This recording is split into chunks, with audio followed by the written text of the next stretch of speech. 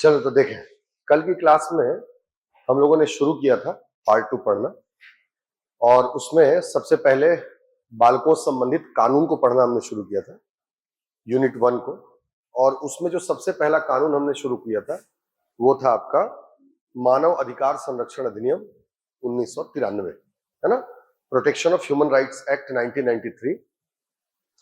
तो कल की क्लास में हम लोगों ने उसका इंट्रोडक्शन देखा कि आखिर मानव अधिकार कहते किसको है। उसके बाद से उन्हीं मानव अधिकारों को बेहतर संरक्षण देने के लिए यह कानून लाया गया है। इसमें 8 चैप्टर है और 43 सेक्शंस है, जिसको हमने कल देखा था कि कौन कौन से 8 चैप्टर है, मानव अधिकार की परिभाषा क्या होती है, ठीक, अंतर्राष्ट्रीय मानव अधिकार आयोग क्या है, मानव अधिकारों का सार्वभौमिक घोषणा पत्र क्या है, ये सारी चीजें कल की क्लास में हमने देखा था। अब आज हम स्टार्ट करेंगे चैप्टर 2 से, क्योंकि चैप्टर 1 तक हमने देख लिया था। चैप्टर 1 में यह बताया गया कि यह अधिनियम कब से प्रारंभ हुआ है और इसका विस्तार कहां कहां पर है और परिभाषाएं, ये सारी चीजें हमने कल देख लिया था। आज हम शुरू करेंगे चैप्टर 2 से इसके।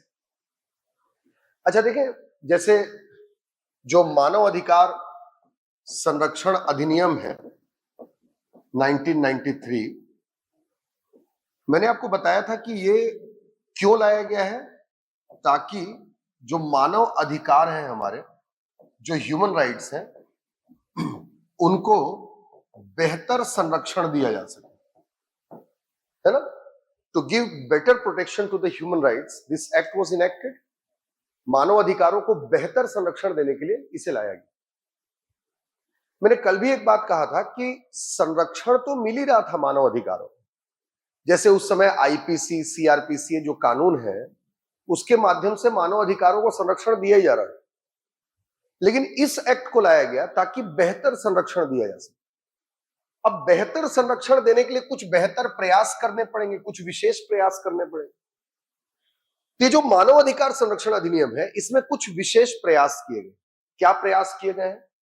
एक तो एक राष्ट्रीय स्तर पर और एक प्रत्येक राज्य में मानव अधिकार आयोगों का गठन किया गया है, ठीक है। राष्ट्रीय मानव अधिकार आयोग, national human right commission, NHRC, और प्रत्येक राज्य में राज्य मानव अधिकार आयोग, state human right commission, SHRC का गठन किया गया। इसके साथ साथ मानव अधिकार से संबंधित मामलों की सुनवाई करने के लिए विशेष रूप से मानव अधिकार न्यायालय बनाए गए। समझ रहे? जो राष्ट्रीय मानव अधिकार आयोग है, ये इस एक्ट के चैप्टर 2 में बताया गया और जो राज्य मानव अधिकार आयोग है, ये इस एक्ट के चैप्टर 5 में बताया गया। कल याद किए थे पूरा चैप्टर। और जो मानव अधिकार न्यायालय है, इस एक्ट के चैप्टर 6 में बताया गया, ठीक है। तो हम जो चैप्टर 2 स्टार्ट करने वाले थे, अब हम दोनों को कंपेयर करके पढ़ेंगे, राष्ट्रीय मानव अधिकार आयोग और राज्य मानव अधिकार आयोग, दोनों को हम कंपेयर करके पढ़ेंगे। यानी चैप्टर 2 और चैप्टर 5 को हम एक साथ ले चल करके पढ़ेंगे। समझ गए? अब देखें, जैसे हम स्टार्ट करने वाले हैं आपका चैप्टर नंबर 2, जिसमें है आपका राष्ट्रीय मानव अधिकार आयोग, नेशनल ह्यूमन राइट कमीशन के बारे में बताया गया है। और ये चैप्टर है आपका सेक्शन 3 से लेकर के 11 तक, धारा 3 से लेकर के धारा 11 तक, ये चैप्टर। इसके साथ ही हम कंपेयर करके चलेंगे चैप्टर नंबर 5 को, दोनों को एक साथ पढ़ेंगे। चैप्टर नंबर 5 में राज्य मानव अधिकार आयोग, स्टेट ह्यूमन राइट कमीशन, राज्य मानव अधिकार आयोग के बारे में बताया गया है, एसएचआरसी। और ये चैप्टर है आपका सेक्शन 21 से लेकर के 29 के बीच में। समझिए, जो राष्ट्रीय मानव अधिकार आयोग है वो आपका चैप्टर 2 में सेक्शन 3 to 11, और जो राज्य मानव अधिकार आयोग है ये चैप्टर 5 में सेक्शन 21 से 29 के बीच में, धारा 21 से 29। याद हुआ? समझ गया ना? मतलब मानव अधिकार संरक्षण अधिनियम का प्रमुख उद्देश्य मानव अधिकारों को बेहतर संरक्षण देना है। बेहतर संरक्षण करने के लिए 3 प्रमुख व्यवस्थाएं इसमें की गई। एक, पूरे देश के लिए राष्ट्रीय मानव अधिकार आयोग बनाया गया। दूसरा, हर राज्य में राज्य मानव अधिकार आयोग बनाया गया है। और तीसरा, मानव अधिकार के उल्लंघन से संबंधित मामलों की सुनवाई करने के लिए मानव अधिकार न्यायालय की भी व्यवस्था की गई। तो राष्ट्रीय मानव अधिकार आयोग आपका चैप्टर 2 में है, सेक्शन 3 to 11। राज्य मानव अधिकार आयोग आपका चैप्टर 5 में है, सेक्शन 21 to 29। और फिर आगे पढ़ेंगे मानव अधिकार न्यायालय, वो आपका चैप्टर 6 में। तो जो राष्ट्रीय मानव अधिकार आयोग है और जो राज्य मानव अधिकार आयोग है, इन दोनों को हम कंपेयर करके पढ़ेंगे, ठीक। तो ये राष्ट्रीय मानव अधिकार आयोग और राज्य मानव अधिकार आयोग है। देखिए, पहली बात तो आखिर है क्या ये राष्ट्रीय मानव अधिकार आयोग या राज्य मानव अधिकार आयोग है क्या? पहले अगर हम ये जानना चाहें तो देखिए, जब भी किसी के नाम के आगे कमीशन या आयोग जुड़ जाता है तो इसका मतलब यह होता है कि उस संस्था को, जिसको हमने आयोग नाम दिया है, उसे 2 शक्तियां मिल जाती है। एक, पुलिस की शक्तियां और दूसरा, कोर्ट की शक्तियां। आयोग कहने का मतलब यह है कि जिस संस्था को आयोग कहा जा रहा है, इसका मतलब उसके पास 2 प्रमुख पावर है। एक, पुलिस के पावर और दूसरा, न्यायालय के पावर। अब प्रश्न उठता है कि आखिर पुलिस के एग्जीक्यूटिव पावर क्या होते हैं? तो याद रखिए, पुलिस के पास ही ये पावर है कि वो इन्वेस्टिगेशन कंडक्ट कर सकती है, अन्वेषण। और न्यायालय के पास ये पावर है कि वो उस पर ट्रायल कर सकती है। अच्छा, ये बताएं, अन्वेषण, इन्वेस्टिगेशन, इंक्वायरी में अंतर समझते हैं कि नहीं समझते? क्या है बेसिक डिफरेंस? इन्वेस्टिगेशन और इंक्वायरी में बेसिक डिफरेंस क्या है? जांच और अन्वेषण में प्रमुख अंतर क्या है?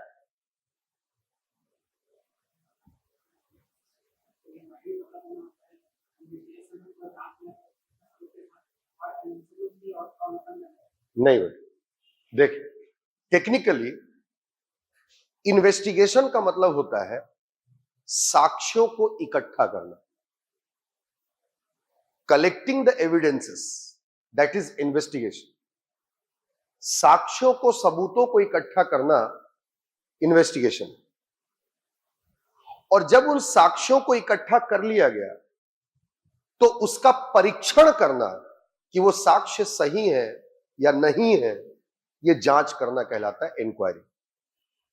सो the power of investigation exclusively given to the police. अन्वेषण की जो विशेष शक्ति है वो पुलिस को ही प्राप्त है। इसके बाद वो शक्ति जिस भी संस्था को दे दी जाए, वो एक्चुअल में वो पुलिस के पावर सबको दिया है। और जब पुलिस साक्ष्यों को इकट्ठा कर लेती है और जब न्यायालय में प्रस्तुत करती है और न्यायालय में जो ट्रायल्स चलते हैं, इसका मतलब न्यायालय में इसका परीक्षण किया जाता है कि वो जो सबूत इकट्ठा किए गए थे वो सही है या नहीं है। और उन्हीं सबूतों के जांच के आधार पर फिर या तो सजा दिया जाता है, कन्विक्ट होगा, या एक्विटल हो जाएगा कोई केस। तो ये होता है। जब किसी को हमने आयोग का नाम दिया, इसका मतलब यह है कि उसके पास ये दोनों पावर है। आयोग अन्वेषण भी कर सकती है, यानी सबूतों को इकट्ठा भी कर सकती है, और आयोग उन सबूतों का परीक्षण भी कर सकती है, जांच भी कर सकती है कि वो साक्ष्य सही है या नहीं है। ठीक। तो उसी तरीके से देश भर में कहीं पर भी अगर मानव अधिकारों का उल्लंघन होता है तो एक तो व्यक्ति अपने राज्य में राज्य मानव अधिकार आयोग के पास जा सकता है।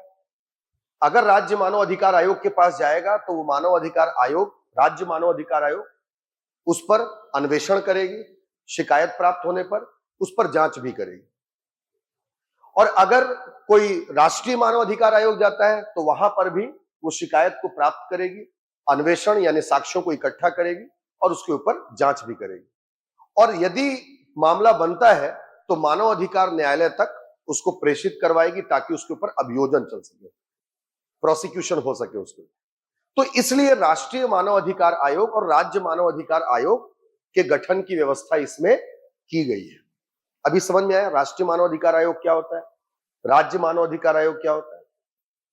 ठीक, कोई मामला जरूरी नहीं कि हम पहले राज्य मानव अधिकार आयोग के पास जाएं, उसके बाद राष्ट्रीय मानव अधिकार आयोग के पास जाएं। इंडिपेंडेंट है, राष्ट्रीय मानव अधिकार आयोग के पास भी जा सकता है और राज्य मानव अधिकार आयोग के पास भी जा सकता है जैसे। लेकिन कुछ विषय ये तय करते हैं कि शिकायतकर्ता किसके पास जाएगा, राष्ट्रीय मानव अधिकार आयोग के पास जाएगा या राज्य मानव अधिकार आयोग के पास जाएगा। सपोज करें कि आपके साथ आपके मानव अधिकार का उल्लंघन रेलवे के किसी अधिकारी या कर्मचारी के द्वारा होता है, रेलवेज के द्वारा होता है, तो रेलवे केंद्र सरकार की है कि राज्य सरकार की? तो जब वो राज्य सरकार की है ही नहीं, वो केंद्र सरकार की है, तो आप राज्य मानव अधिकार आयोग नहीं जा सकते। ऐसे मामलों में आप राष्ट्रीय मानव अधिकार आयोग के पास जाकर के शिकायत करें। मान ले किसी सशस्त्र बल, आर्म्ड फोर्सेस, सशस्त्र बल मतलब हमारी आर्मी, एयरफोर्स, नेवी या जितने भी पैरामिलिट्री फोर्सेस हैं। सपोज करें आप एयरपोर्ट पर गए, सीआईएसएफ के जिम्मे होता है एयरपोर्ट की सुरक्षा, तो किसी सीआईएसएफ के अधिकारी ने या कर्मचारी ने आपके साथ ऐसा बर्ताव किया जिससे आपको लग रहा है कि आपके मानव अधिकार का उल्लंघन हुआ, तो CISF belongs to union government, केंद्र सरकार को बिलोंग करता है, तो आप राष्ट्रीय मानव अधिकार आयोग ही जाएंगे। मतलब ऐसे विषय जो केंद्र से जुड़े हैं या ऐसी संस्थाएं जो केंद्र की हैं, अगर उनके द्वारा मानव अधिकार का उल्लंघन होता है तो पीड़ित जो होगा वो राष्ट्रीय मानव अधिकार आयोग में जाएगा। और ऐसी संस्थाएं जो राज्य सरकार के अंतर्गत आती हैं और अगर उनके द्वारा आपके मानव अधिकार का उल्लंघन होता है तो फिर वो राज्य मानव अधिकार आयोग के अंतर्गत शिकायत दर्ज की। इसलिए दो स्तरों पर राष्ट्रीय मानव अधिकार आयोग और राज्य मानव अधिकार आयोगों की व्यवस्था इस कानून में की गई। समझ में आया राष्ट्रीय मानव अधिकार आयोग क्या है और राज्य मानव अधिकार आयोग क्या है? क्लियर हुआ? अब देखिए, अब चैप्टर 2 में राष्ट्रीय मानव अधिकार आयोग के बारे में सारी बातें बताई गई। जैसे अब धारा 3 से लेकर के 11, तो जैसे धारा 3, 4, 5, 6, 7, 8, 9, 10 और ये 11, ये पूरे सेक्शन हमको याद होने चाहिए। ठीक है, 3 से लेकर 11 तक का सेक्शन जो है वो याद होना चाहिए और इसी के बेस पर हम उसके सेक्शन भी लेंगे। पहले ध्यान सुनो बेटा, पहले याद करो उसके बाद फिर लिखेंगे। जैसे धारा 3 कहता है राष्ट्रीय मानव अधिकार आयोग का गठन, सबसे पहले तो गठन होगा, तो धारा 3 में बताया गया है गठन, कॉन्स्टिट्यूशन ऑफ एनएचआरसी, राष्ट्रीय मानव अधिकार आयोग का गठन। ठीक है, अब देखो गठन मतलब राष्ट्रीय मानव अधिकार आयोग बना लिए, बिल्डिंग आ गई, संस्था बना लिए, लेकिन संस्था ऑपरेटिव कार्य तो तब करेगी जब उसके अध्यक्ष और सदस्य हो। तो राष्ट्रीय मानव अधिकार आयोग का गठन हो गया तो उसके बाद इसके अध्यक्ष और सदस्यों की नियुक्ति करेंगे। पहले मानव अधिकार आयोग आ गया, अब उसमें अध्यक्ष और सदस्य आ गए, अध्यक्ष और सदस्यों की नियुक्ति। ठीक, अब नियुक्त हो गए, काम करेंगे, अपना काम सही तरीके से करेंगे तो ठीक है, नहीं तो उनको पद से हटाया भी जा सकता है। इसलिए नियुक्ति के बाद बताई गई है पदमुक्ति, रिमूवल, मतलब उन्हें कैसे पदमुक्त किया जाएगा, वो अपने पद से कैसे हटाए जा सकते हैं। याद हुआ? सबसे पहले आयोग का क्या होगा? गठन। जब गठन हो गया तो अब उसमें अध्यक्ष और सदस्यों की नियुक्ति हो गई, नियुक्त हो गए, कुछ गलत करेंगे तो उनको क्या किया जाएगा? पद से हटाया जाएगा। लेकिन हटाया कब जाएगा?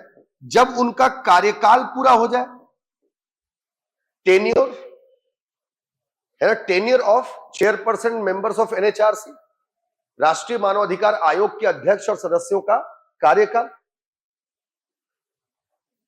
समझ में आया? तो कार्यकाल, अब देखें, कार्यकाल पूरा हो गया और पद से हट गए, तो जब पद से हटे तो कुछ समय उनका कार्य करने के लिए कोई एक एक्टिंग चेयरपर्सन चाहिए, तो यहां पर आ जाएगा आपका कार्यवाहक अध्यक्ष, एक्टिंग चेयरपर्सन, जो कार्यकाल पूरा होने के बाद कार्यों को कर सके, कार्यवाहक अध्यक्ष, एक्टिंग चेयरपर्सन।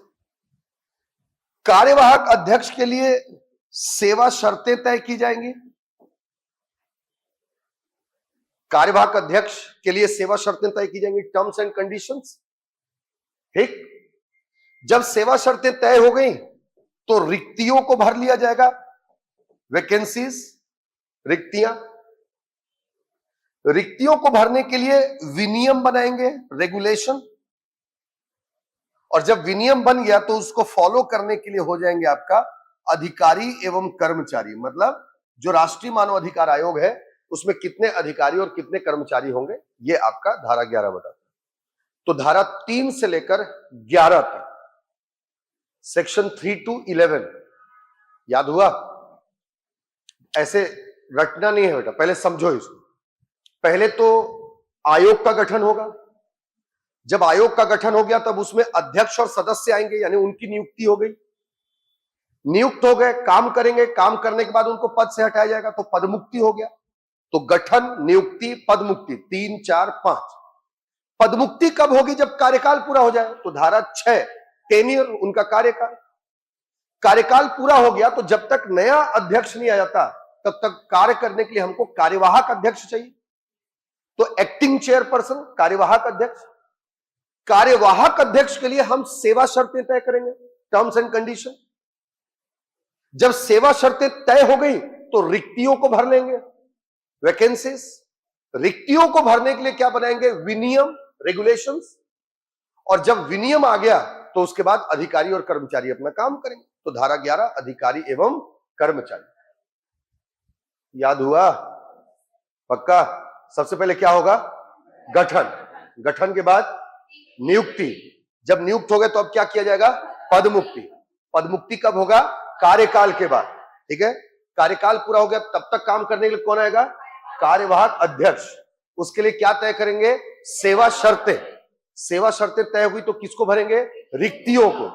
रिक्तियों को भरने के लिए क्या बनाएंगे? विनियम। ठीक है, और जब विनियम आ गए तो क्या हो जाएगा? अधिकारी और कर्मचारी। ये कीवर्ड्स धारा 3 से लेकर के धारा 11। बात समझ में? अब चैप्टर 5 देखो। चैप्टर 5 आपका 21, 22, 23, 24, 25, 26, 27, 28, 29 है ना? 21 से 29। तो देखो बेटा, सेम वैसी है जैसे इसके पहली धारा में गठन था, वैसी धारा 21 में राज्य मानव अधिकार आयोग का गठन। ठीक, जैसे 4 में यहां पर नियुक्ति है, वैसे 22 में, ये देखो 22 में नियुक्ति, मतलब राज्य मानव अधिकार आयोग के अध्यक्ष एवं सदस्यों की नियुक्ति। जैसे यहां पर पदमुक्ति है वैसे धारा 23 में पदमुक्ति, रिमूवल। ठीक, पदमुक्ति कब होगी आपका? जब कार्यकाल पूरा हो जाएगा। तो देखें, कार्यकाल, कार्यकाल पूरा होने के बाद कौन चाहिए? कार्यवाहक अध्यक्ष, एक्टिंग चेयरपर्सन। ठीक, कार्यवाहक अध्यक्ष के लिए क्या तय करेंगे हम? सेवा शर्त। ठीक है ना, टर्म्स एंड कंडीशन। यहां तक सेम है। अब सेवा शर्तें के बाद जो वहां धारा 11 में था वो यहां आ जाएगा, अधिकारी एवं कर्मचारी। मतलब राज्य मानव अधिकार आयोग में कितने अधिकारी और कर्मचारी होंगे। धारा 28 ये कहता है कि राज्य मानव अधिकार आयोग की report, report of state human right commission. ठीक है, अच्छा एक चीज देखे बेटा, कल हमने आपको जब 8वां चैप्टर याद करवाया तो मैंने क्या याद करवाया था? पहला चैप्टर प्रारंभिकी, अंतिम चैप्टर प्रकीर्ण, मिसलेनियस। अब बीच में सेकंड चैप्टर राष्ट्रीय मानव अधिकार आयोग, 5वां चैप्टर आपका राज्य मानव अधिकार आयोग, 6वां चैप्टर मानव अधिकार न्यायालय। अब राष्ट्रीय मानव अधिकार आयोग और राज्य मानव अधिकार आयोग क्या करेंगे और उसकी प्रक्रिया क्या होगी, वो चैप्टर 3 और चैप्टर 4 में बताएगी। चैप्टर 3 राष्ट्रीय मानव अधिकार आयोग के कार्य एवं शक्तियां, और चैप्टर 4 राष्ट्रीय मानव अधिकार आयोग के लिए प्रक्रिया है। यहां पर सेक्शन 29 ये कहता है कि जो चैप्टर 3 और चैप्टर 4 राष्ट्रीय मानव अधिकार आयोग के लिए है वही राज्य मानव अधिकार आयोग पर भी लागू होंगे। यानी जो चैप्टर 3 में राष्ट्रीय मानव अधिकार आयोग के कार्य और शक्तियां बताई गई हैं वही कार्य और शक्तियां होंगी राज्य मानव अधिकार आयोग। ठीक है ना, मतलब सेक्शन 29 है एनएचआरसी के प्रावधानों का लागू होना।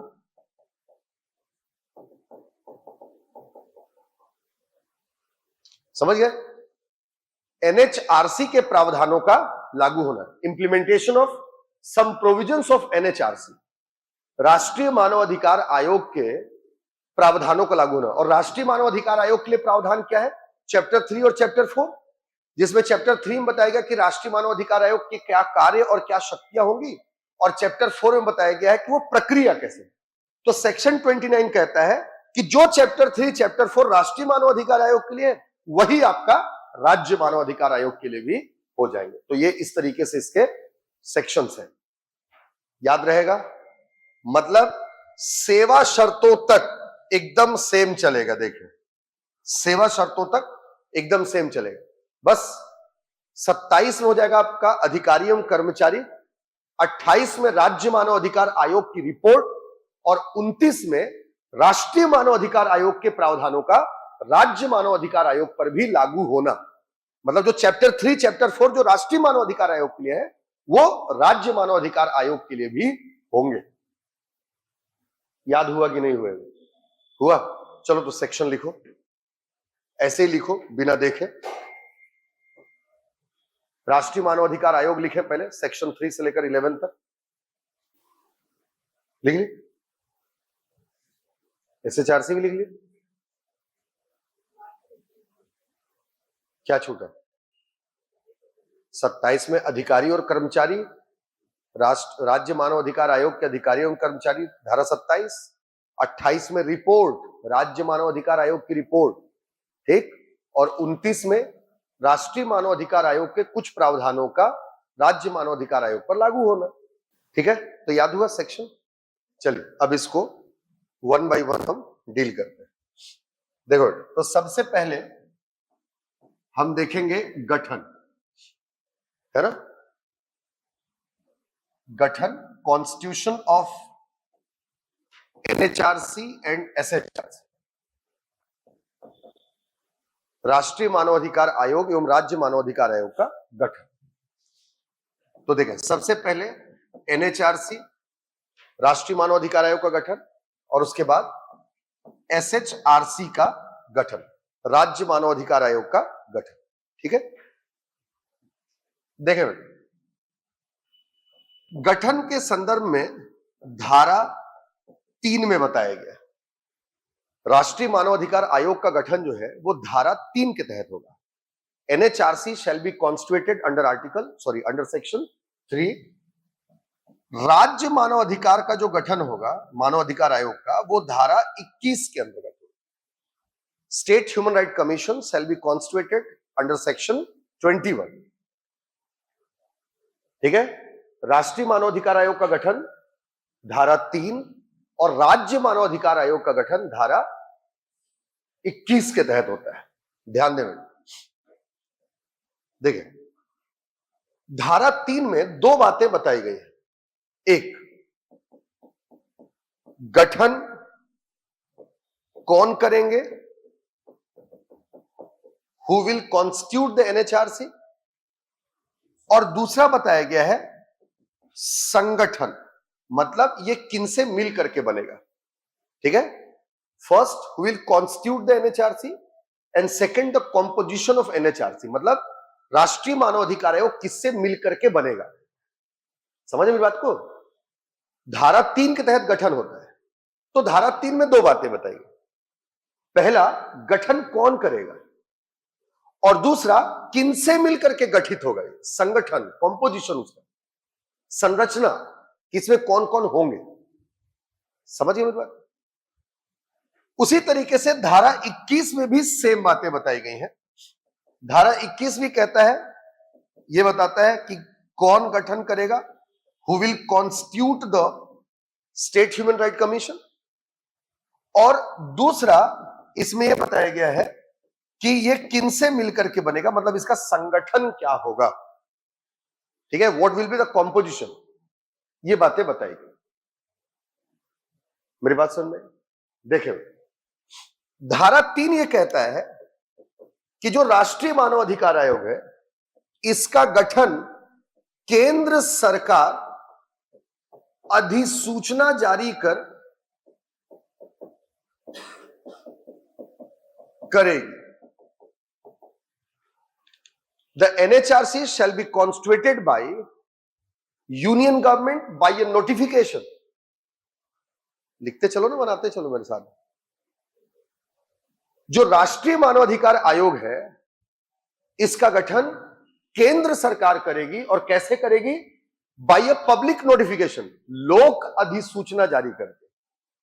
देखिए, सरकार जब भी कोई कार्य करती है तो उस या कोई निर्णय लेती है या किसी चीज का निर्माण करती है तो उसे जनता को बताने के लिए एक अपने राजपत्र में प्रकाशित करती है उसे, जिसको लोक अधिसूचना कहा जाता है।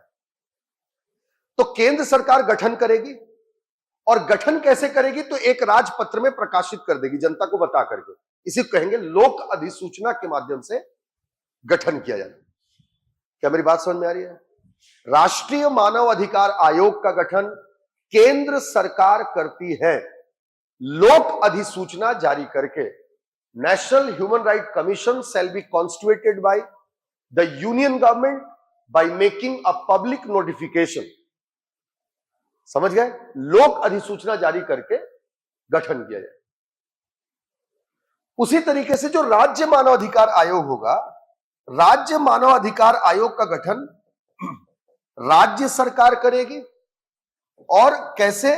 ठीक उसी तरीके से लोक अधिसूचना जारी करके, by making a public notification. मेरी बात समझ में? By making a public notification, लोक अधिसूचना जारी करके। अब देखिए, क्योंकि राष्ट्रीय मानवाधिकार आयोग का गठन केंद्र सरकार करती है और राज्य मानवाधिकार आयोग का गठन कौन करती है? राज्य सरकार।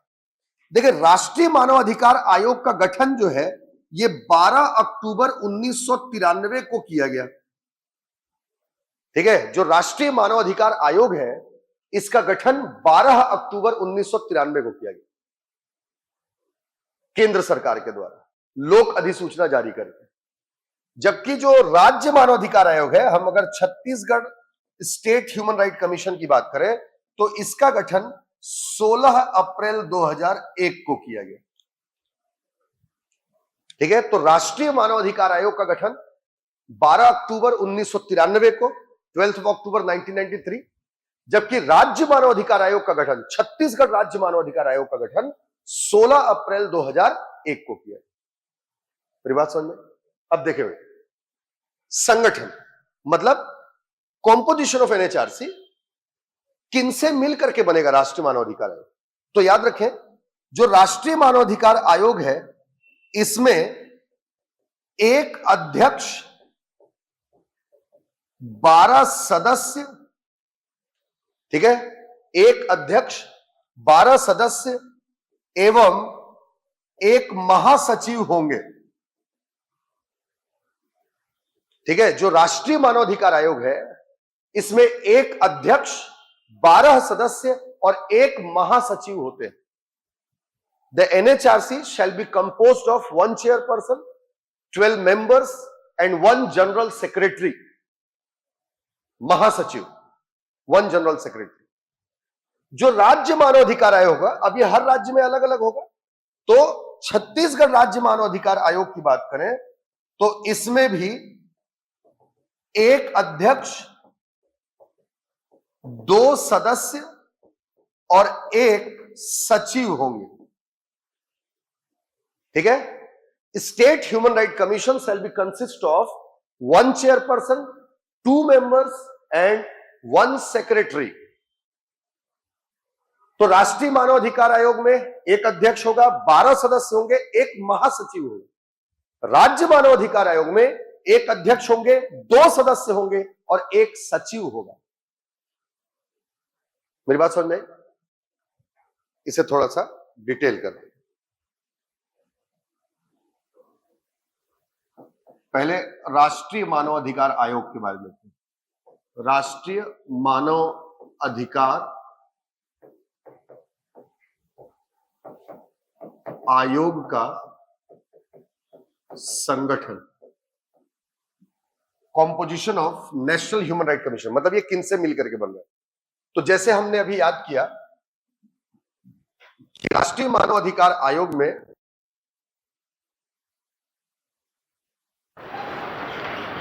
और क्या होंगे, सदस्य होंगे, मेंबर्स, और क्या होंगे, महासचिव होंगे, जनरल सेक्रेटरी। तो पहले इसके बारे में देखते हैं, ध्यान दें। राष्ट्रीय मानव अधिकार आयोग में एक अध्यक्ष होंगे।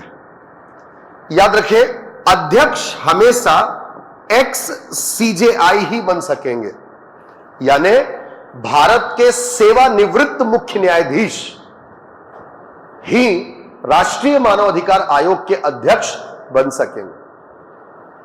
सेवानिवृत्त, याद रखेंगे, only ex CJI of Supreme Court of India can become the chairperson of NHRC. सेवानिवृत्त मुख्य न्यायाधीश, ex chief justice of India, can become the chairperson. मतलब eligibility to get appointed as a chairperson is ex CJI, मतलब भारत के सेवानिवृत्त मुख्य न्यायाधीश ही राष्ट्रीय मानव अधिकार के अध्यक्ष पद पर नियुक्त हो सकते हैं। मेरी बात समझ में?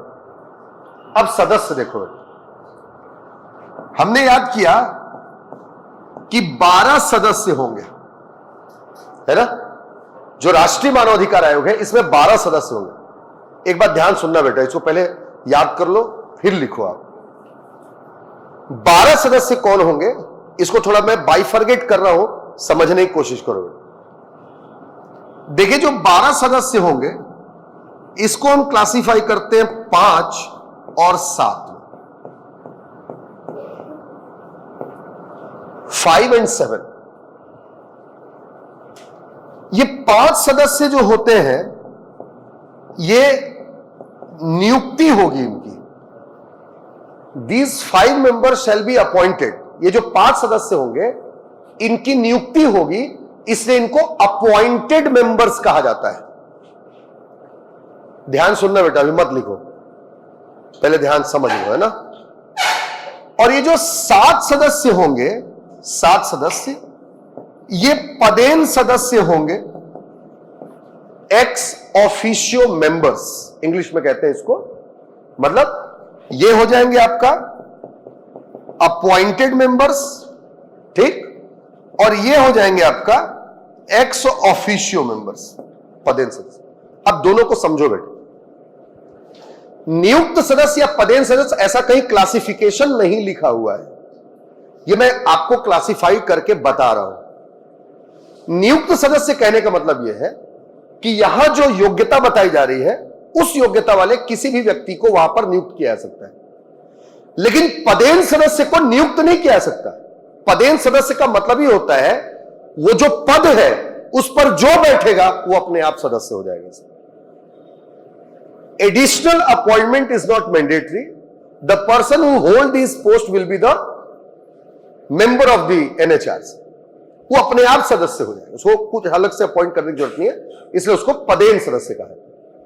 ठीक, अब ध्यान सुनो, 7 पदेन सदस्य हैं, ठीक है, 1 2 3 4 5 6 7, मतलब 7 वो पद है जिस पर जो बैठेगा वो अपने आप सदस्य हो जाएगा। तो देखो, याद करो कैसे बेटा, देखो, एससी, एसटी, ओबीसी, महिला, अल्पसंख्यक, इतना तो हम हमेशा सुनते हैं, यानी एससी आयोग के चेयरमैन, एसटी आयोग के चेयरमैन, ओबीसी आयोग के चेयरमैन, महिला आयोग के चेयरमैन और अल्पसंख्यक आयोग के चेयरमैन, ये अपने आप जो चेयरमैन होगा वो अपने आप सदस्य होगा, पदेन सदस्य। मेरी बात समझे? Chairperson of SC commission, chairperson of ST commission, chairperson of OBC commission, chairperson of national women commission, chairperson of national minority commission, राष्ट्रीय महिला आयोग के अध्यक्ष, राष्ट्रीय अल्पसंख्यक आयोग के अध्यक्ष। समझ में आया? और जो 2 बच गए, इसमें से एक दिव्यांग जन आयोग के मुख्य आयुक्त, पढ़ेंगे, ये एक्ट भी है आपके सिलेबस में। दिव्यांगों के संरक्षण के लिए वर्ष 2016 में एक कानून लाया गया और उनके संरक्षण के लिए दिव्यांगजन संरक्षण आयोग जो है वो बनाया जाता है और इसके चेयरपर्सन को उसका चीफ कमिश्नर कहा जाता है। तो जो दिव्यांगजन आयोग के मुख्य आयुक्त होंगे वो भी इसके सदस्य हो जाएंगे। और एक राष्ट्रीय बाल संरक्षण आयोग, ठीक है, नेशनल चाइल्ड प्रोटेक्शन कमीशन, राष्ट्रीय बाल संरक्षण आयोग के अध्यक्ष। ये 7 पद वो है जिसमें जो बैठेगा वो अपने आप एनएचआरसी का सदस्य माना जाएगा। याद हुआ कि नहीं? कुल 12 सदस्य होंगे राष्ट्रीय मानव अधिकार आयोग में, जिसमें से 5 सदस्यों की नियुक्ति होगी, 7 सदस्य पदेन होंगे, एक्स ऑफिशियो होंगे, है ना। जो 7 सदस्य हैं मतलब वो 7 ऐसे पद होंगे जिसमें बैठने वाला अपने आप सदस्य हो जाए। और ये 7 को याद करने का सबसे अच्छा तरीका देखिए, हमेशा बोलते हैं अपन एससी, एसटी, ओबीसी, तो SC commission, ST commission, OBC commission के चेयरमैन, उसके बाद राष्ट्रीय महिला आयोग, नेशनल कमीशन फॉर वुमेन, फिर राष्ट्रीय अल्पसंख्यक आयोग, इनके अध्यक्ष ये 5 हो गए। और 2 याद रखना है, दिव्यांगजन आयोग और आपका राष्ट्रीय बाल संरक्षण आयोग, ये 7 पदेन सदस्य हो जाएंगे, इन सबके अध्यक्ष। याद हुआ? अब देखें, 5 नियुक्त होंगे, तो जो 5 नियुक्त होंगे इस 5 को 2 हिस्सों में बांट सकते हैं, 2 और 3, 2 और 3, ठीक है। 3 कौन तो याद रखें, लेकिन इन 3 में से एक महिला होना अनिवार्य है, 1 वुमेन इन मैंडेटरी। और ये 3 कौन होंगे? ये विशेषज्ञ होंगे, स्कॉलर्स ऑफ ह्यूमन राइट्स। मानव अधिकार के क्षेत्र में या मानव अधिकार के क्षेत्र के 3 विशेषज्ञ सदस्यों को नियुक्त किया जाएगा। The scholars in the field of human rights shall be appointed and 3 scholars shall be appointed. 3 विशेषज्ञ सदस्यों को मनोनीत किया जाएगा, लेकिन शर्त यह है कि 3 में से एक महिला होना अनिवार्य है, 1 वुमेन इज मैंडेटरी। समझ पा रहे हो? और ये जो 2 सदस्य होंगे, 2 ये होंगे आपका न्यायपालिका से। और न्यायपालिका से कैसे होंगे? तो देखें, एक हो सकते हैं सुप्रीम कोर्ट से, मतलब एक होंगे सुप्रीम कोर्ट से और एक होंगे आपका देश के किसी भी हाई कोर्ट से। समझ गए? देखें, एक सुप्रीम कोर्ट से होंगे, तो सुप्रीम कोर्ट से कौन होगा? किसी भी मतलब सर्वोच्च न्यायालय के एक्स या सिटिंग जस्टिस, मतलब सर्वोच्च न्यायालय के या तो सेवानिवृत्त न्यायाधीश या वर्तमान न्यायाधीश, दोनों हो सकते हैं, ठीक। और उसी तरीके से हाई कोर्ट से कौन हो सकता है? तो देश के किसी भी हाई कोर्ट के एक्स या sitting chief justice of any high court, देश के किसी भी राज्य के उच्च न्यायालय के सेवानिवृत्त या वर्तमान मुख्य न्यायाधीश। मुख्य न्यायाधीश, हाई कोर्ट के न्यायाधीश नहीं, हाई कोर्ट के मुख्य न्यायाधीश, किसी भी राज्य के हाई कोर्ट के या तो सेवानिवृत्त या वर्तमान मुख्य न्यायाधीश। समझ पाए कि नहीं समझ? पक्का? महासचिव कौन होगा? याद रखें बेटा, महासचिव ये सीनियर मोस्ट आईएएस रैंक के ऑफिसर होंगे, है ना, वरिष्ठ आईएएस अधिकारी जो भारत सरकार के अधीन कम से कम सचिव रैंक के हो। Senior most IAS officer who is working as a secretary, at least as a secretary post under the government of India, Bharat सरकार के अधीन सचिव के पद पर कार्य कर रहा हो। देखो बेटा, जब आप कोई यूपीएससी की परीक्षा देते हैं सफल होते हैं और आईएएस बन जाते हैं, ठीक। तो 8 साल नौकरी के बाद उनको कलेक्टर बना दिया जाता है। 8 साल आईएएस की नौकरी करने के बाद जिला मिलेगा ही, कलेक्टर बनाया जाएगा। और 8 साल के बाद जब 5 साल और यानी 13 साल नौकरी हो जाती है तो एक आईएएस अधिकारी एलिजिबल हो जाता है वो आईएएस सचिव बनने के। तो अब वो सचिव बन गया तो सचिव बन करके वो होता है राज्य सरकार के अंडर काम करता है, मंत्रालयों के मंत्रालय में बैठेंगे, फिर अब वो जाकर के सचिव हो जाएंगे, है ना। मतलब मंत्रालय इसलिए बोल रहा हूं कि मंत्री के काउंटर पार्ट होते हैं, जैसे गृह मंत्री होगा तो गृह सचिव होगा, रेल मंत्री होगा रेल सचिव, ऐसा है। तो वो सचिव रैंक पर हो जाते हैं। अब उसमें से और सीनियर होते हैं तो वो डेपुटेशन में केंद्र में चले जाते हैं, तो वहां पर भी सचिव का काम करते हैं। मतलब senior most IAS officer who is working as at least secretary post under the government of India, Bharat सरकार के अधीन सचिव के रैंक पर जो है वो। और याद रखें कि जो महासचिव होगा ये सीईओ माना जाएगा, राष्ट्रीय मानव अधिकार आयोग का मुख्य कार्यपालन अधिकारी होता है, chief executive officer of the NHRC. समझ गए? मुख्य कार्यपालन अधिकारी मतलब एनएचआरसी की ओर से जितने भी प्रशासनिक कार्य होंगे वो सब यही करें। समझ गए? तो ये संगठन है। समझ में आया कि नहीं आया? पक्का? इधर देखो, पहले बोर्ड की तरफ मत देखो, कहां गया ये, मेरी तरफ इधर देखो, विजुलाइज करो इसको। राष्ट्रीय मानव अधिकार आयोग में अध्यक्ष होगा, सदस्य होगा, सचिव होगा, महासचिव बोलेंगे। अध्यक्ष एक होगा। अध्यक्ष कौन बन सकता है?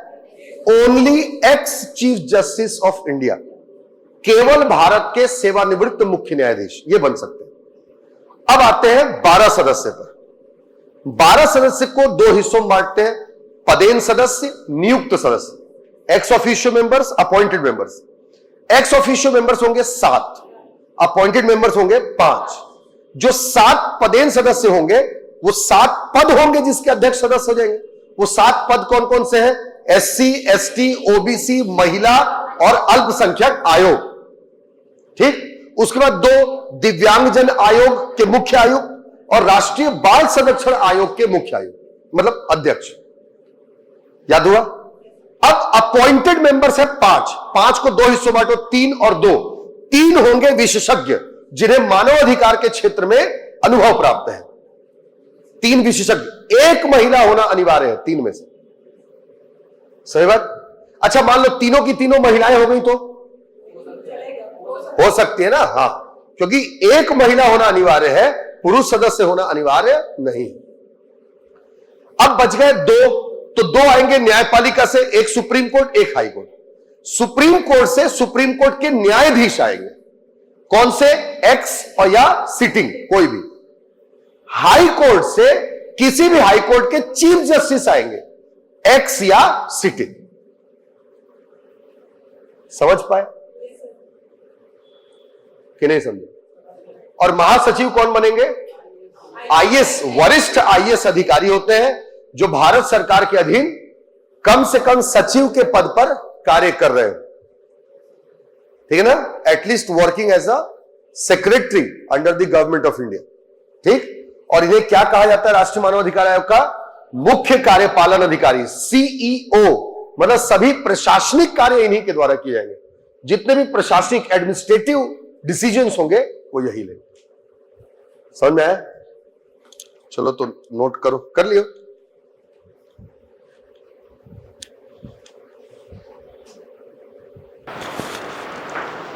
हुआ? चलेगा बढ़े? हटाओ इसको।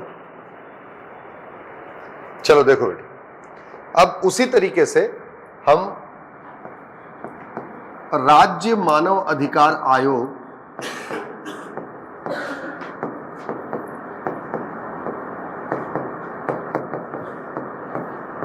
का संगठन देखते हैं, ठीक है। राज्य मानव अधिकार आयोग का संगठन, ठीक। तो देखो, राज्य मानव अधिकार आयोग के संगठन में भी अध्यक्ष होंगे, ठीक, सदस्य होंगे, मेंबर्स, और सचिव होंगे, सेक्रेटरी। तो राज्य मानव अधिकार आयोग में अध्यक्ष होंगे एक, याद रखें, ex chief justice of high court और ex chief justice of high court और जस्टिस ऑफ हाई कोर्ट, ठीक है। मतलब किसी भी उच्च न्यायालय के सेवानिवृत्त मुख्य न्यायाधीश या न्यायाधीश इसके अध्यक्ष बन सकते, सिटिंग जज नहीं बन सकते, है ना। जो राज्य मानवाधिकार आयोग होगा इसके अध्यक्ष सेवानिवृत्त किसी भी उच्च न्यायालय के सेवानिवृत्त मुख्य न्यायाधीश या सेवानिवृत्त न्यायाधीश बन सकते हैं। समझ गए? किसी भी उच्च न्यायालय के, लेकिन सेवानिवृत्त ही बने। अच्छा, जैसे जिस राज्य में राज्य मानवाधिकार आयोग का गठन हो रहा है उस राज्य के उच्च न्यायालय से सेवानिवृत्त हो जरूरी नहीं है, बल्कि देश के किसी भी राज्य के उच्च न्यायालय से सेवानिवृत्त न्यायाधीश जो है इसके अध्यक्ष बन सकते हैं, ठीक है, या न्यायाधीश जो है वो इसके अध्यक्ष बन सकते हैं। क्लियर हुआ? अब सदस्य देखो, सदस्य जो है वो दो होंगे, ठीक है ना। सदस्य दो होंगे, दो में वैसे ही एक और एक आपका विशेषज्ञ सदस्य होंगे, मतलब जिसे मानव अधिकार के क्षेत्र में विशेषज्ञता हासिल हो वो होगा, इनकी नियुक्ति होगी, मतलब यहां पर नियुक्ति होगी, पदेन सदस्य नहीं होता। और एक जो सदस्य होंगे ये आपका न्यायपालिका से होंगे। अभी जो एक सदस्य है वो हाई कोर्ट से भी हो सकते हैं और वो आपका डिस्ट्रिक्ट कोर्ट से भी हो सकते हैं, ठीक है ना। ये जो एक सदस्य है ये हाई कोर्ट से भी हो सकते हैं और डिस्ट्रिक्ट कोर्ट से भी हो सकते हैं। समझ में आया? हाई कोर्ट से भी हो सकते हैं और डिस्ट्रिक्ट कोर्ट से भी हो सकते हैं। देखें, हाई कोर्ट से वैसे ही एक्स या सिटिंग जस्टिस, हाई कोर्ट से एक सदस्य कौन हो सकते हैं? सेवानिवृत्त या वर्तमान न्यायाधीश हाई कोर्ट का कोई भी। डिस्ट्रिक्ट कोर्ट से भी वैसे ही एक्स या सिटिंग जो जज होंगे वो बन सकते हैं। लेकिन अगर डिस्ट्रिक्ट कोर्ट से अगर चुना जाना है तो उनके लिए शर्त यह है कि कम से कम न्यायाधीश के रूप में 7 वर्ष का अनुभव प्राप्त हो। समझ गए? हाई मतलब न्यायपालिका से एक सदस्य हो सकते हैं, विशेषज्ञ एक सदस्य होंगे, ठीक। तो न्यायपालिका में हाई कोर्ट से भी हो सकते हैं और डिस्ट्रिक्ट कोर्ट से भी हो सकते हैं। हाई कोर्ट से होंगे तो एक्स या सिटिंग जज कोई भी हो सकता है, कोई अनुभव की आवश्यकता वहां पर नहीं है। लेकिन अगर डिस्ट्रिक्ट कोर्ट के जज को बनाया जाना है एक्स या सिटिंग को, तो उनके पास 7 वर्ष का न्यूनतम अनुभव होना आवश्यक है। मतलब 7 वर्ष से कम वो न्यायाधीश हो तभी वो नियुक्त हो पाएंगे।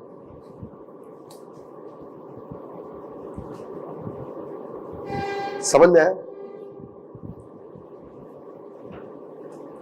और जो सचिव है, सचिव वैसे ही आईएएस रैंक के अधिकारी होंगे, ठीक, जो राज्य सरकार के अधीन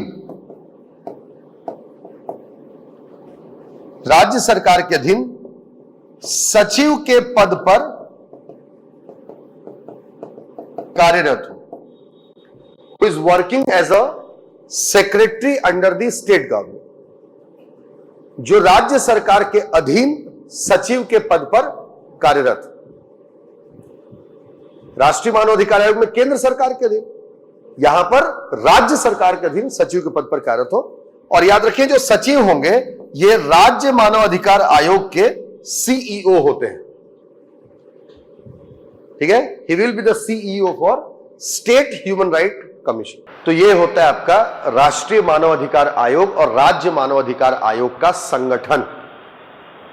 ठीक, मतलब ये धारा 3 हम पढ़ रहे थे, तो धारा 3 में 2 चीजें हमने देखा, एक तो गठन कौन करता है और दूसरा संगठन, मतलब किन से मिल करके बनता है। तो गठन करते हैं राष्ट्रीय मानव अधिकार आयोग का केंद्र सरकार, ठीक है, और राज्य मानव अधिकार आयोग का राज्य सरकार। कैसे करते हैं? लोक अधिसूचना के द्वारा। अब ये किन से मिलकर के बनता है? तो राष्ट्रीय मानव अधिकार आयोग का संगठन, उसमें 1 अध्यक्ष, 12 सदस्य और 1 महासचिव होंगे, जबकि राज्य मानव अधिकार आयोग में 1 अध्यक्ष, 2 सदस्य और 1 सचिव होंगे। क्लियर हुआ यहां तक? एक चीज बस नोट करके याद रखना है, या आगे देखेंगे, चलो ठीक है, आगे देखेंगे। यहां तक समझ में आया कि नहीं? अच्छा, एक चीज थोड़ा सा याद रखना है यहां पर कि कभी भी अगर सिटिंग जज को अपॉइंट किया जा रहा है, नियुक्ति की जा रही है, वर्तमान न्यायाधीश की अगर नियुक्ति की जा रही है, तो अगर मान लो सर्वोच्च न्यायालय के वर्तमान न्यायाधीश को नियुक्त कर रहे हैं, तो सर्वोच्च न्यायालय के मुख्य न्यायाधीश की अनुमति लेनी पड़ेगी पहले। अगर सदस्य बना रहे हैं सर्वोच्च न्यायालय के वर्तमान न्यायाधीश को, तो सर्वोच्च न्यायालय के मुख्य न्यायाधीश से अनुमति लेकर के ही किया जा सकता है, अपनी मर्जी से नहीं किया जा सकता। और वैसे ही कहीं पर आयोग में अगर हाई कोर्ट के वर्तमान न्यायाधीश को अगर बनाया जा रहा है, तो हाई कोर्ट के मुख्य न्यायाधीश की अनुमति लेकर के ही किया जा सकता है। मेरी बात समझ रहे? एक नोट करके पॉइंट लिखिए, तो थोड़ा हाईलाइट करके।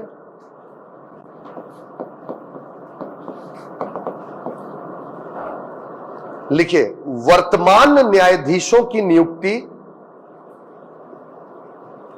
वर्तमान न्यायाधीशों की नियुक्ति मुख्य न्यायाधीश के अनुमति के पश्चात ही, वर्तमान न्यायाधीशों की नियुक्ति मुख्य न्यायाधीश की अनुमति के पश्चात ही की जा सकेगी। ठीक है, लिखिएगा, द सिटिंग जज can only be appointed, the sitting जज can only be appointed after getting approval from the chief justice. अगर सर्वोच्च न्यायालय के, मतलब इसका अर्थ यह निकलता है कि अगर सर्वोच्च न्यायालय के वर्तमान न्यायाधीश को नियुक्त किया जाना है, तो सर्वोच्च न्यायालय के मुख्य न्यायाधीश से अनुमति लेंगे। और अगर हाई कोर्ट के न्यायाधीश को कहीं पर नियुक्त किया जाना है, तो जिस हाई कोर्ट के न्यायाधीश को नियुक्त कर रहे हैं, उस हाई कोर्ट के मुख्य न्यायाधीश से अनुमति लेंगे। नहीं समझे भाई? एनएचआरसी में न्यायपालिका सदस्य कौन बन सकता है? सुप्रीम कोर्ट का एक्स या वर्तमान न्यायाधीश बन सकता है ना, या किसी भी हाई कोर्ट का एक्स चीफ जस्टिस या सिटिंग चीफ जस्टिस, ऐसे बन सकते हैं ना। तो वही अगर सुप्रीम कोर्ट के वर्तमान न्यायाधीश को नियुक्त करना है, तो सुप्रीम कोर्ट के मुख्य न्यायाधीश से पूछना पड़ेगा। अब जैसे एसएचआरसी में हाई कोर्ट का एक्स और सिटिंग जज बन सकता है। मान लो हाई कोर्ट के सिटिंग जज को बनाना है, तो हाई कोर्ट के मुख्य न्यायाधीश से अनुमति लेनी पड़ेगी, तभी अपॉइंटमेंट हो सके। समझ में आया कि नहीं है? अब देखो, जैसे राष्ट्रीय मानव अधिकार आयोग है, इसका गठन हुआ 12 अक्टूबर 1993 को, है ना। जैसे थोड़ा सा यहीं पर लिख लें, जो राष्ट्रीय मानव अधिकार आयोग है, इसका गठन हुआ आपका 12 अक्टूबर 1993 को। ठीक, इसमें मतलब अध्यक्ष देखेंगे। अच्छा देखो, गठन के बाद मुख्यालय, तो याद रखें एनएचआरसी का मुख्यालय दिल्ली में। ठीक, एनएचआरसी का मुख्यालय, हेडक्वार्टर जो होगा वो दिल्ली में होगा। ठीक है, एनएचआरसी का जो मुख्यालय होगा दिल्ली में होगा। और एनएचआरसी के अध्यक्ष अगर देखेंगे हम, अध्यक्ष, तो एनएचआरसी के पहले अध्यक्ष थे जस्टिस रंगनाथ मिश्रा।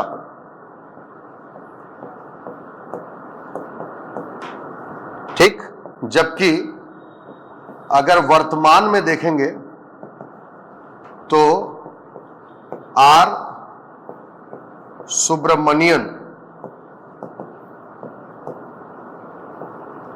ठीक है, वर्तमान अध्यक्ष जो है वो है आपका आर सुब्रमण्यन।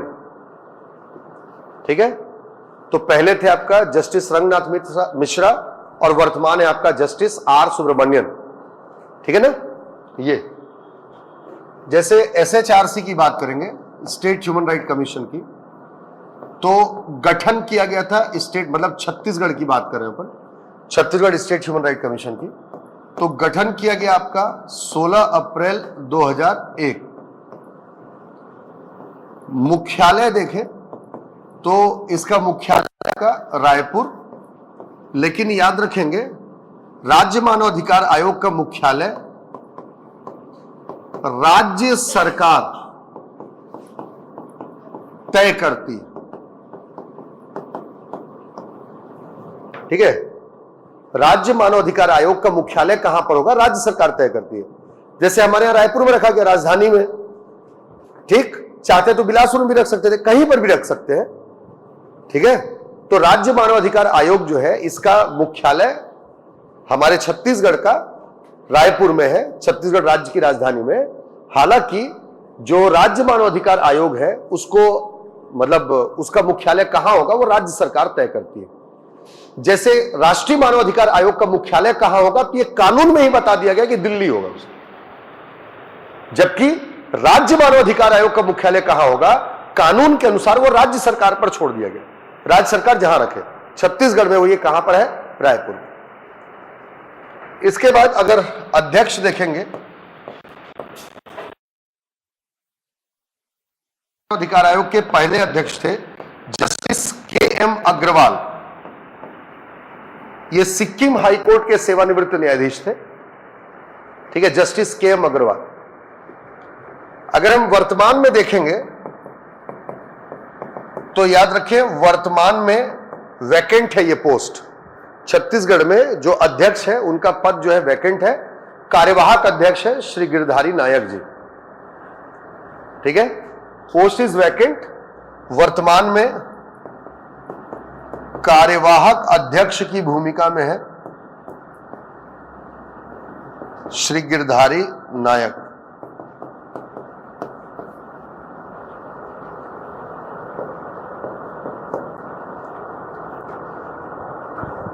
ठीक है, ये कार्यवाहक अध्यक्ष की भूमिका में। तो इस तरीके से आपका धारा 3 और धारा 21 समझ में है, राष्ट्रीय मानवाधिकार आयोग का गठन।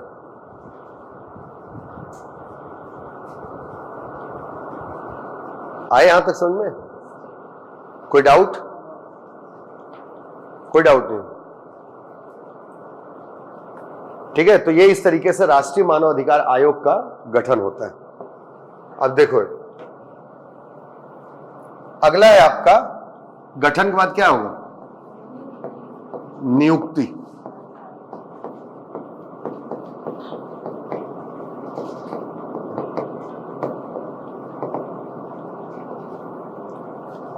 अपॉइंटमेंट, ठीक, नियुक्ति। देखो नियुक्ति में राष्ट्रीय मानव अधिकार आयोग और आपका राज्य मानव अधिकार आयोग। तो राष्ट्रीय मानव अधिकार आयोग में जो नियुक्ति होगी वो आपका धारा 4 के तहत, सेक्शन 4, और जो राज्य मानव अधिकार आयोग है इसमें नियुक्ति है होती है धारा 22 के तहत, सेक्शन 22। तो राष्ट्रीय मानव अधिकार आयोग में नियुक्ति धारा 4 और राज्य मानव अधिकार आयोग में नियुक्ति धारा 22, सेक्शन 22, ठीक। अब देखो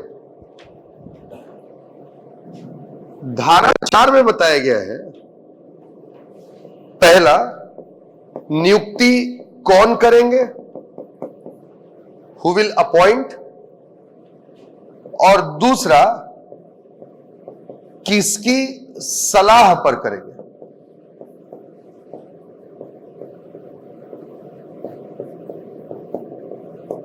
ठीक है, मतलब धारा 4 में बताया गया कि नियुक्ति कौन करेगा, who will be the authority to appoint, और दूसरा यह बताया गया कि नियुक्ति जो करेंगे वो किसकी सलाह पर करेंगे।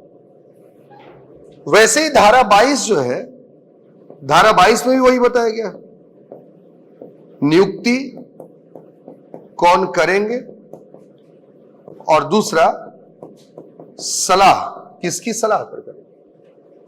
तो याद रखें, राष्ट्रीय मानव अधिकार आयोग में जो अध्यक्ष और सदस्यों की नियुक्ति है वो राष्ट्रपति द्वारा की जाएगी। राष्ट्रपति द्वारा अपने पद नाम व मुद्रा के द्वारा अधिसूचना जारी कर की जाएगी। ठीक है, राष्ट्रपति द्वारा अपने पद नाम एवं मुद्रा यानी मुहर, पद नाम एवं मुद्रा के द्वारा अधिसूचना जारी करके की जाएगी। तो देखो 3 बातें हैं इसमें। पहला, नियुक्ति कौन करते हैं? राष्ट्रपति। और नियुक्ति कैसे की जाती है? तो राष्ट्रपति अपने सील एंड सिग्नेचर, पदनाम एवं मुद्रा के द्वारा लोक अधिसूचना जारी करके करते हैं। मतलब राष्ट्रपति नियुक्ति कर देंगे और फिर अधिसूचना जारी करेंगे। तो नियुक्ति राष्ट्रपति के द्वारा अपने पदनाम एवं मुद्रा के माध्यम से, मुद्रा के द्वारा अधिसूचना जारी कर की जाती है। ठीक है, by the president with his seal and signature, by the president with his seal and signature, seal and signature with a notification. समझ पाए? ये पूछता है आजकल कौन नियुक्ति करता है, बस राष्ट्रपति करोगे याद, तो पूछेगा कैसे करता है। तो हमेशा याद रखेंगे अपने पद नाम में मुहर यानी मुद्रा, सील एंड सिग्नेचर के द्वारा। समझ गए? और नियुक्ति करने के बाद क्या करते हैं? अधिसूचना जारी करते हैं। ठीक, अब सलाह किसकी लेंगे? तो ध्यान दो बेटा, देखिए समिति की सलाह पर करते हैं। इस समिति में 6 सदस्य होंगे। ठीक है, समिति की सलाह पर करेंगे। इस समिति में 6 सदस्य होंगे। अब देखो बेटा 6 को कैसे याद करना है, ये देखो।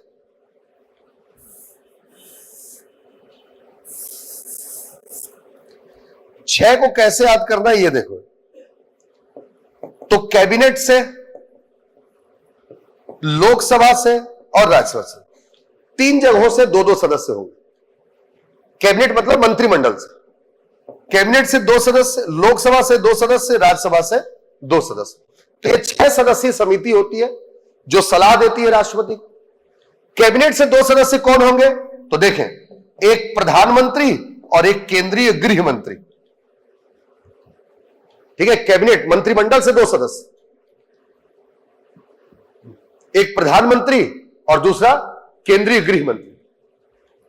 लोकसभा से 2 सदस्य, एक लोकसभा के स्पीकर और दूसरा लोकसभा में विपक्ष का नेता, लीडर ऑफ ऑपोजिशन इन लोकसभा।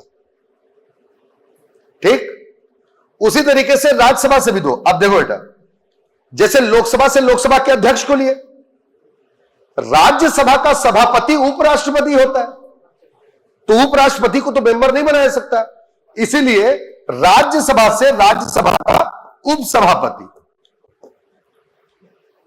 ठीक, राज्यसभा का उपसभापति और दूसरा राज्यसभा में विपक्ष का नेता। ये 6 सदस्यों से मिलकर बनता है। इसमें से प्रधानमंत्री जो होंगे इस नियुक्ति समिति के अध्यक्ष होंगे। ठीक है, तो याद रखेंगे कि राष्ट्रीय मानवाधिकार आयोग में नियुक्ति राष्ट्रपति के द्वारा उनके पदनाम एवं मुहर के माध्यम से अधिसूचना जारी करके की जाती है। लेकिन यह नियुक्ति समिति की सलाह पर की जाएगी जिसमें 6 सदस्य होंगे, जिसकी अध्यक्षता प्रधानमंत्री करते हैं। ठीक है, 6 सदस्य को 3 जगहों से 2-2 याद कर लो। मंत्रिमंडल से 2, कैबिनेट से 2, लोकसभा से 2, राज्यसभा से 2। कैबिनेट से 2 प्रधानमंत्री गृह मंत्री, प्रधानमंत्री अध्यक्ष हो जाएंगे। लोकसभा से 2 लोकसभा का अध्यक्ष स्पीकर और लोकसभा में विपक्ष का नेता। और राज्यसभा से 2 राज्यसभा में सभापति और राज्यसभा में विपक्ष का नेता। इस तरीके से आपका इनकी सलाह पर राष्ट्रीय मानवाधिकार आयोग में नियुक्ति होगी। समझ पाए? उसी तरीके से अगर हम राज्य मानवाधिकार आयोग में देखें तो राज्य मानवाधिकार आयोग में नियुक्ति हो रही है आपका धारा 22 के तहत। ठीक, तो इसमें भी दो बातें बताई गई हैं। एक, नियुक्ति कौन करेंगे, तो याद रखिए राज्य मानवाधिकार आयोग में नियुक्ति राज्यपाल द्वारा अपने पदनाम व मुद्रा या मुहर के माध्यम से अधिसूचना जारी करेंगे। राज्यपाल द्वारा अपने पद नाम एवं मुहर के माध्यम से अधिसूचना जारी करेंगे। मतलब राज्य मानवाधिकार आयोग में नियुक्ति राज्यपाल द्वारा की जाती है, अपने पद नाम व मुहर से अधिसूचना जारी करके की जाती है। ठीक है, लिखिए, the governor will appoint with his seal and signature, the governor will appoint with his seal and signature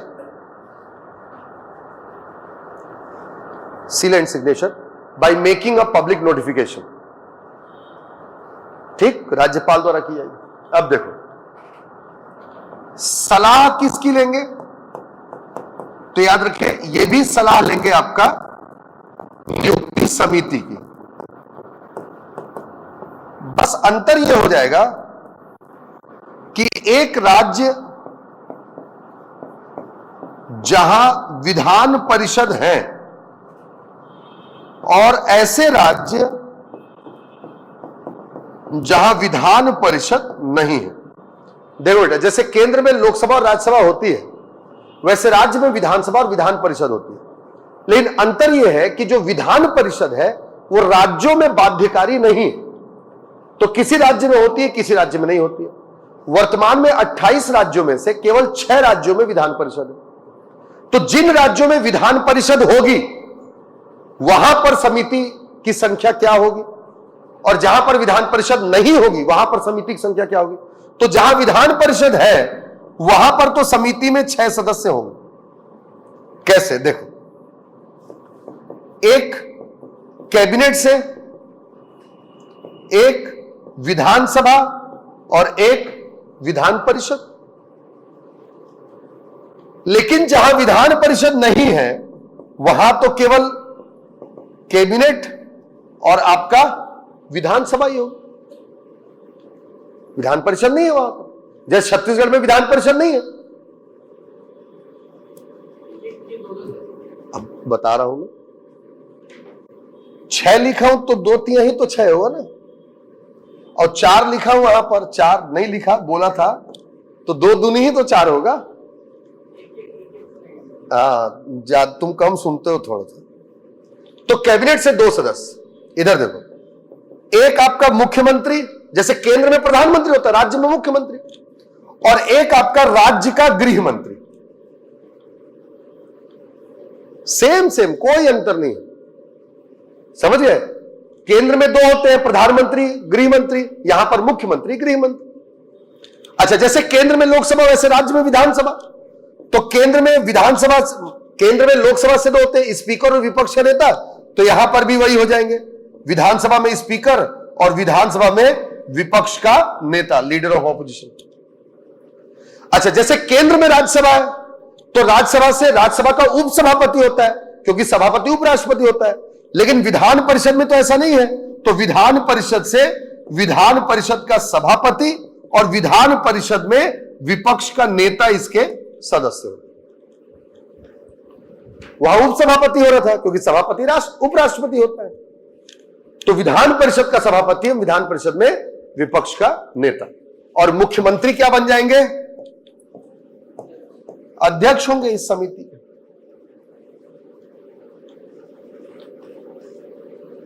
समझ में आया। और वैसे जहां पर विधान परिषद नहीं है तो फिर तो कोई दिक्कत नहीं, कैबिनेट से 2, एक मुख्यमंत्री और एक गृह मंत्री। मुख्यमंत्री क्या हो जाएंगे, अध्यक्ष हो जाएंगे ना। और विधानसभा से 2, एक आपका स्पीकर और एक विपक्ष का नेता। ये इस तरीके से अपॉइंटमेंट होता है, नियुक्ति। समझ में आया?